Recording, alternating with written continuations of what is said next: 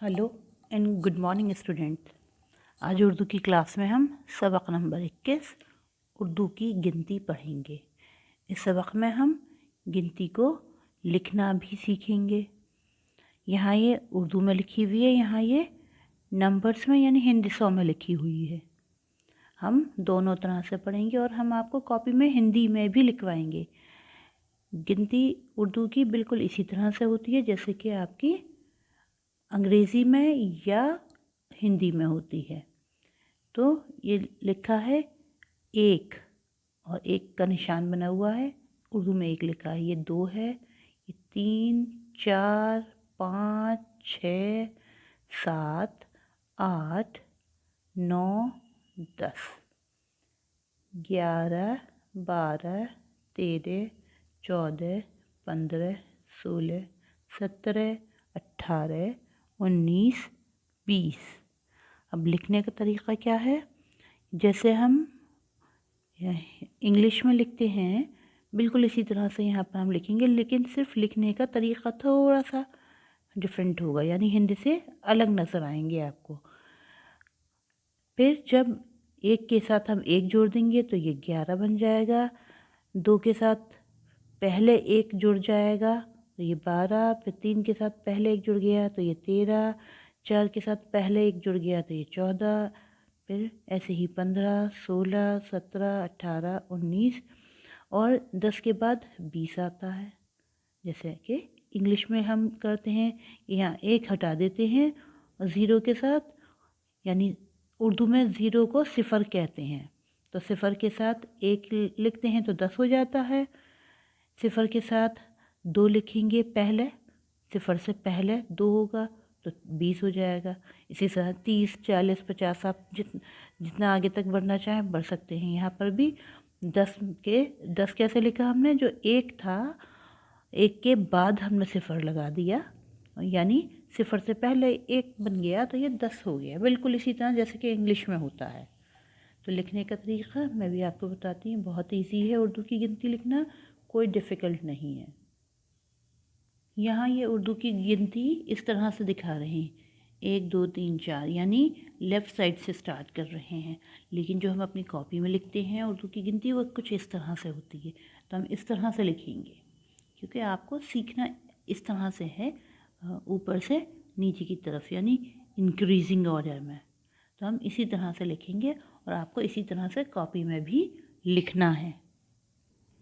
मैंने आपको पहले भी उर्दू की गिनती बताई है लिखना आपकी नंबरिंग के लिए, लेकिन अब एक बार हम आज प्रॉपर वे में फिर से लिखेंगे। तो एक के निशान के लिए बिल्कुल एक जैसा होता है वो बनाएंगे। 2 के लिए मैं बना के दिखा रही हूँ, देखिए इस तरह से किया जैसे कि आपने सी को अपवर्ड्स डायरेक्शन में बना दिया और फिर नीचे एक लाइन खींच दी उसके बराबर से। फिर 3 के लिए ऐसे ऐसे, यानी 2 बार सी जैसा लुक दिया, 2 शोशे जैसे बनाए और नीचे कर दिया। फिर 4 के लिए एक स्लैंटिंग लाइन, फिर एक हल्का सा कर्व और नीचे बिल्कुल इसी तरह। 5 के लिए ऐसे करके बनाया, ठीक। 6 बनाने के लिए जैसे आपने 2 बनाया था ऊपर, यहाँ उसी तरह से बनाएंगे, लेकिन डायरेक्शन अब चेंज हो जाएगा। 2 के लिए कुछ इस तरह का डायरेक्शन हो जाएगा।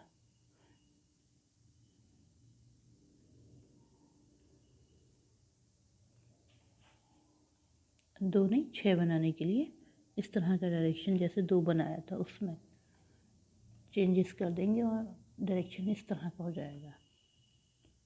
6 के बाद आता है 7। 7 बनाने के लिए आपको ऐसे और फिर इस तरह से करना है।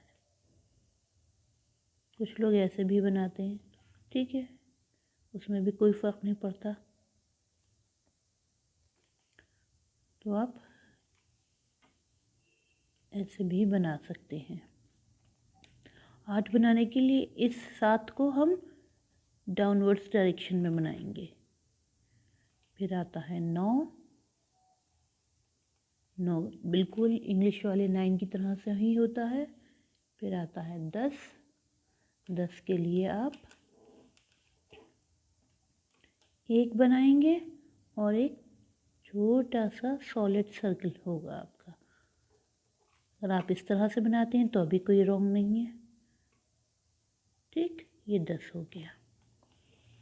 अब इसी 1 2 के अंदर हम जैसे 1 के अंदर 1 ऐड और करते हैं तो 12 11 हो जाता है। फिर 1 में 2 ऐड किया 12, फिर 13, फिर 14, इस तरह से होता है। बिल्कुल इसी तरह से उर्दू की गिनती में भी है कि ये 11, ये 12, ऐसे 13, 14, 14 के बाद 15 होने के लिए एक और 5, 15, फिर ये 16, 17, 18, उसके बाद आता है 19 और ये हो जाता है 20। तो इट्स वेरी इजी। बस इसी को कंटिन्यू करते हैं अगर हम, तो फिर 20 के बाद हम आगे भी बढ़ा सकते हैं। जैसे हमने 10 के बाद 11 किया था, बिल्कुल इसी तरह से, यानी 1 के अंदर हमने ये नंबर्स पर से ऐड ऑन कर दिए थे। इसी तरह से हम 2 के अंदर दोबारा से अगर ये वाले नंबर से ऐड ऑन करेंगे तो फिर वो 21 22 हो जाएगा। चाहे तो आप देखिए 21, यानी 2 और 1, 2 और 2, 2 और 3, बिल्कुल वही तरीक़ा है। 40 के लिए जब 30 पर आएंगे हम ये 23 के बाद ऐसे ही 24 25 करके जब लास्ट में हम 29 पर आएंगे तो 29 के बाद बिल्कुल यहाँ पर जैसे ये हमने 20 लिखा है ना, इसकी जगह ये 30 हो जाएगा। इसी तरह से 40 हो जाता है। तो बनाना उर्दू की गिनती को लिखना कोई डिफ़िकल्ट नहीं है।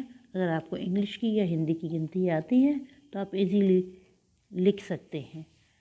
That's it for today. Thank you.